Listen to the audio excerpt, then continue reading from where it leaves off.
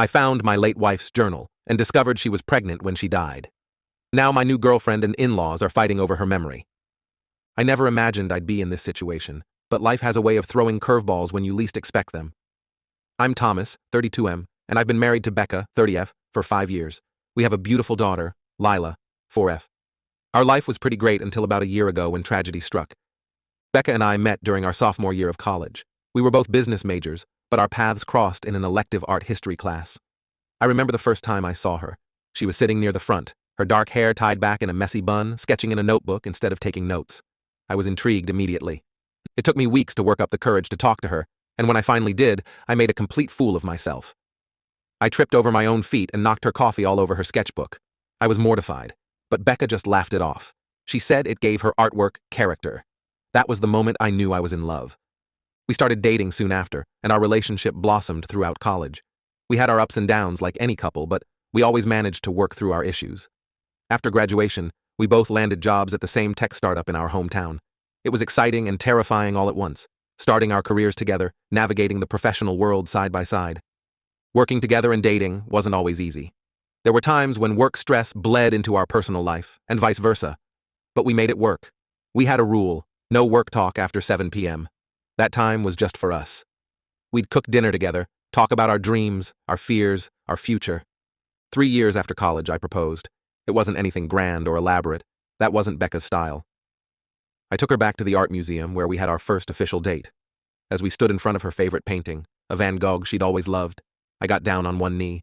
She said yes before I could even finish asking the question. We got married in a small ceremony in Becca's parents' backyard. It was a perfect day.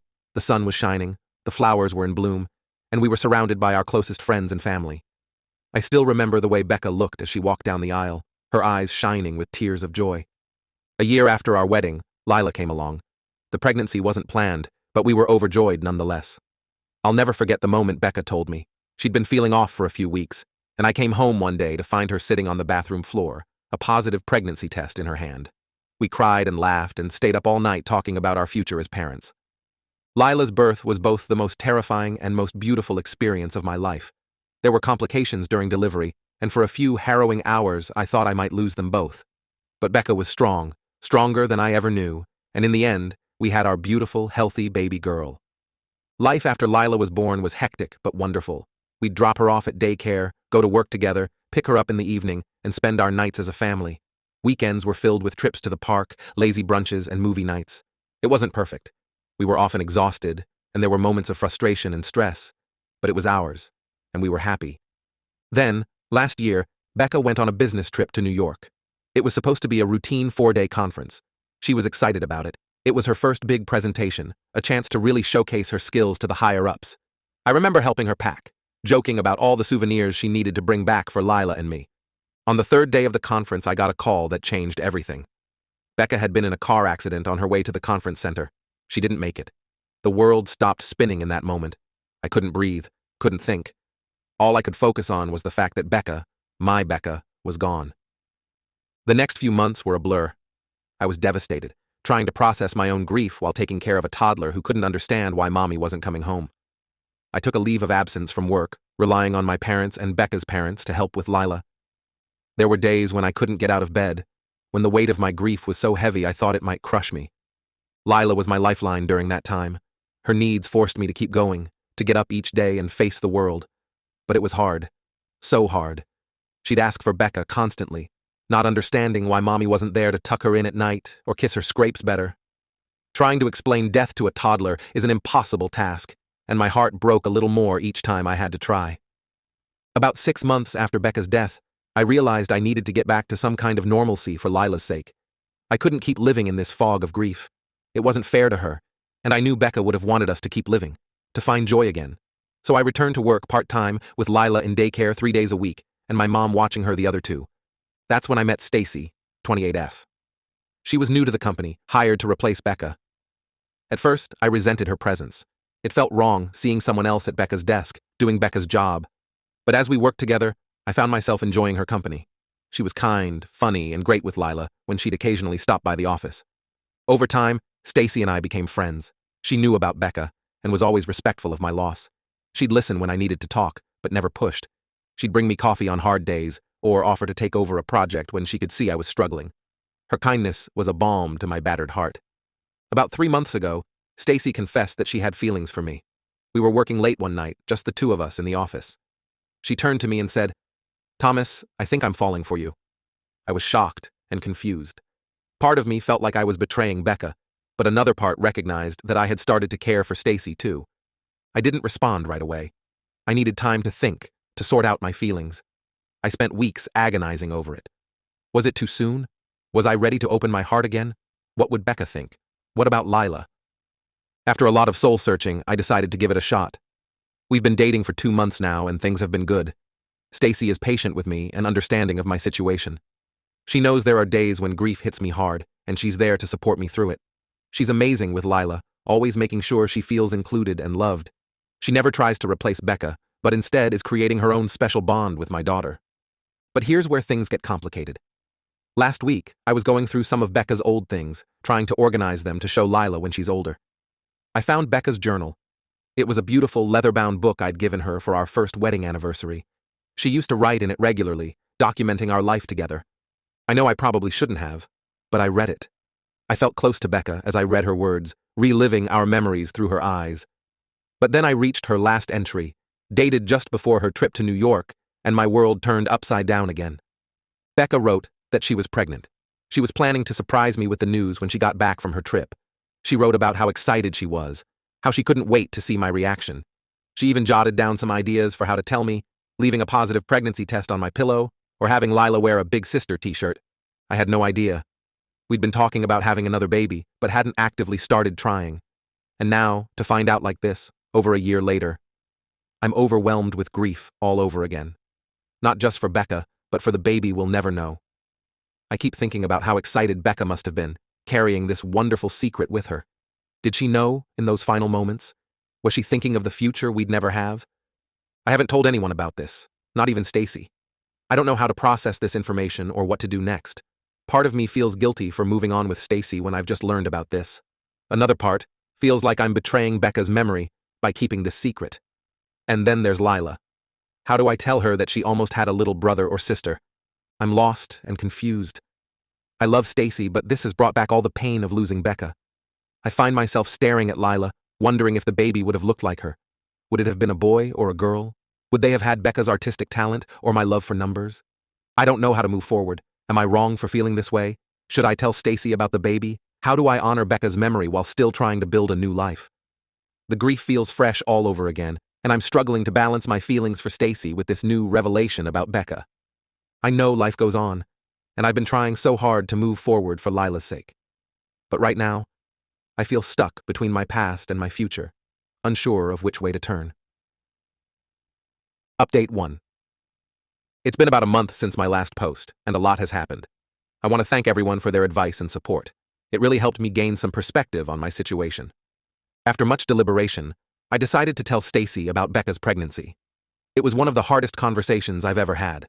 I invited her over after Lila was in bed and showed her the journal entry. As Stacy read Becca's words, I could see the emotions play across her face: surprise, sadness, and then a deep empathy. Stacy's reaction was everything I could have hoped for and more. She held me while I cried, letting me release all the pent-up emotions I'd been holding in since discovering the journal. She assured me that it was okay to grieve, both for Becca and for the baby we lost. Her compassion in that moment made me realize how lucky I am to have her in my life. It was Stacy who suggested that we do something to honor the baby's memory. We talked about it for hours that night, sharing ideas and memories. Eventually, we decided to plant a tree in our backyard. We chose a cherry blossom tree because Becca always loved them. She used to say they reminded her of new beginnings. The day we planted the tree was emotional, but beautiful. Stacy helped me explain to Lila that we were planting the tree to remember Mommy and the baby that didn't get to join our family.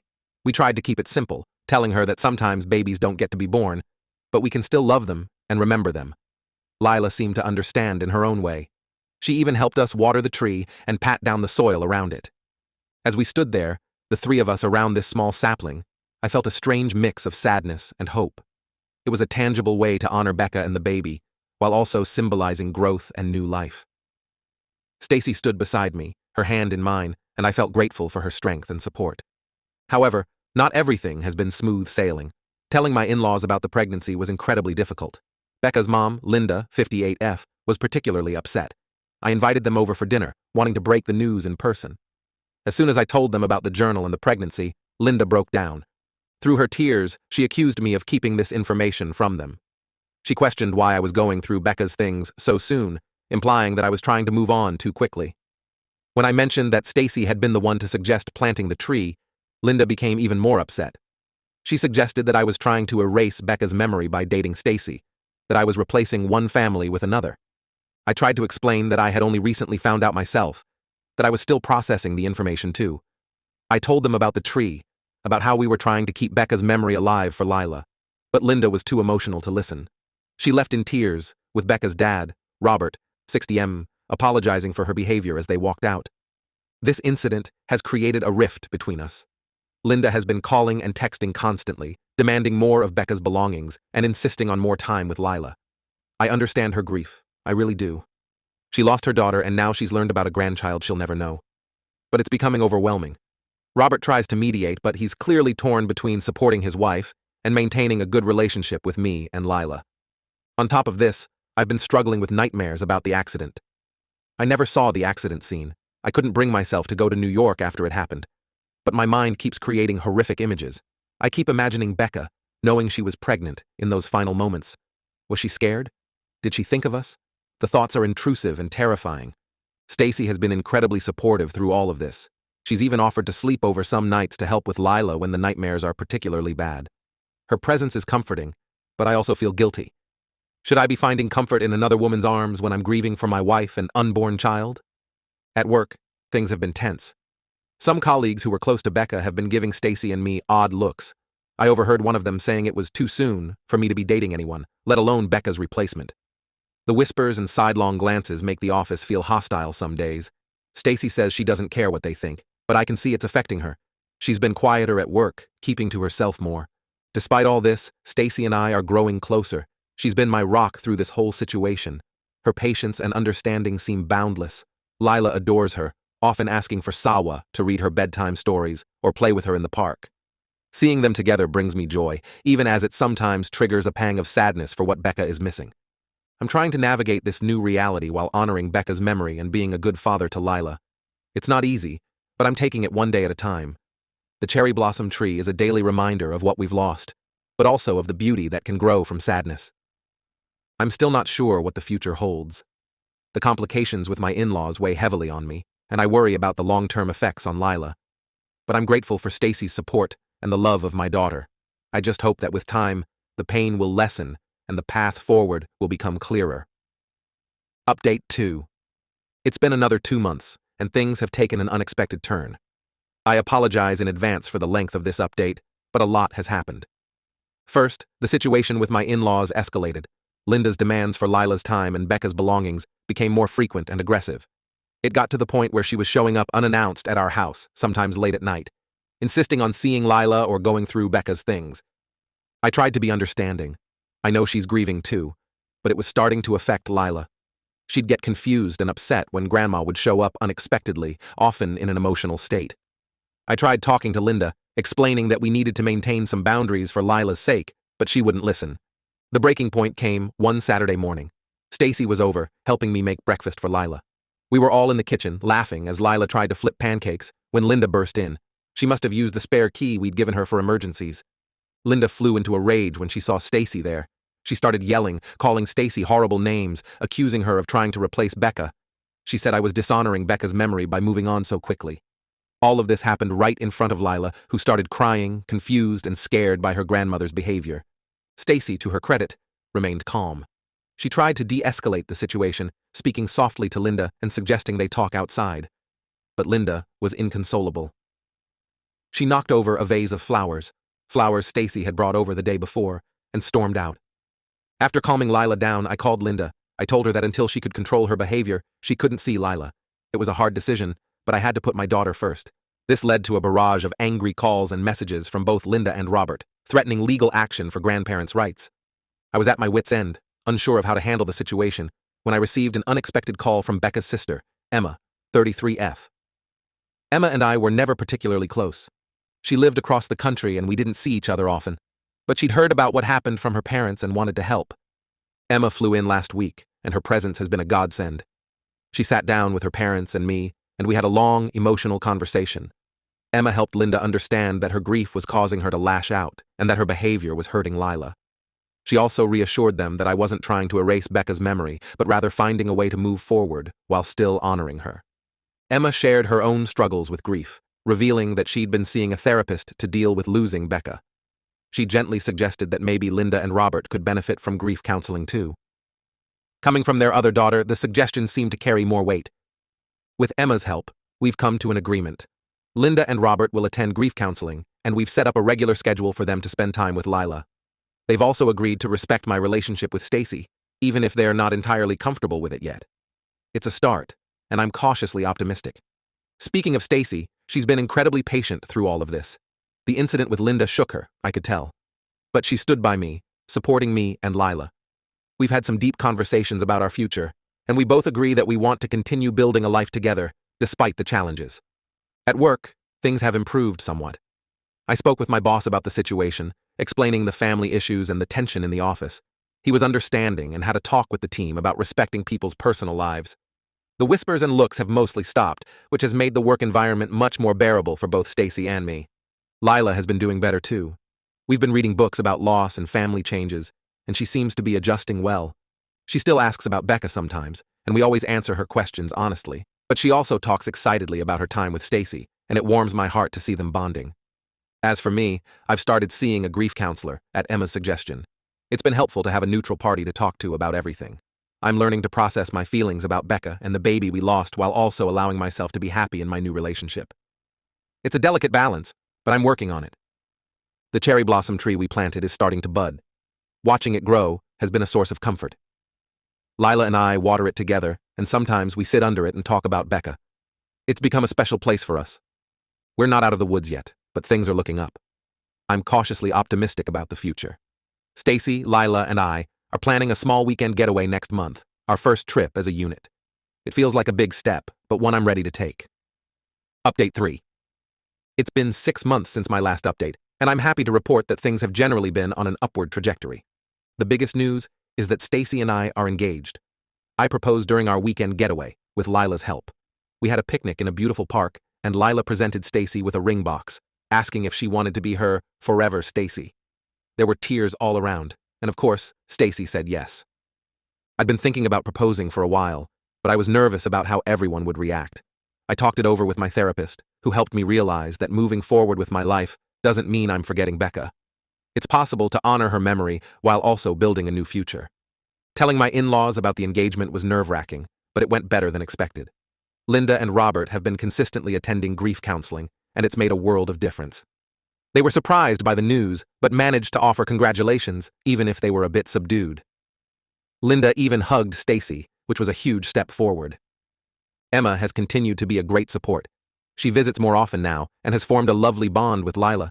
She's even gotten to know Stacy, and has been instrumental in helping her parents accept our relationship. Having her in our corner has made a big difference. Lila is thriving. She started kindergarten and loves it. Her teacher says she's adjusting well and making lots of friends. She talks about Becca often, sharing memories and asking questions. We've made it a point to keep Becca's memory alive, telling Lila stories and looking at photos together. At the same time, she's fully embraced Stacy as part of our family.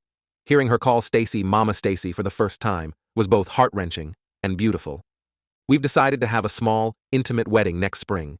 We want to keep it low-key out of respect for Becca's memory and to not overwhelm Lila. We're planning to incorporate some elements to honor Becca during the ceremony, including having Lila carry a locket with Becca's picture down the aisle. Work has settled down, and Stacy and I have found a good balance between our professional and personal relationships. We're even collaborating on a new project together, which has been exciting. Our colleagues have become more accepting of our relationship, and a few have even congratulated us on our engagement. The cherry blossom tree we planted has grown quite a bit. It bloomed beautifully this spring, and sitting under it has become a family tradition. We often have picnics there, sharing stories and making new memories. It's a beautiful reminder of Becca and the baby we lost, but also a symbol of growth and new beginnings. As I look towards the future, I feel a mix of emotions. There's still sadness for what was lost, but also excitement for what's to come. I know the road ahead won't always be easy, but I'm grateful for the family I have, both old and new. Becca will always be a part of our lives, and I believe she would be happy to see us finding joy again.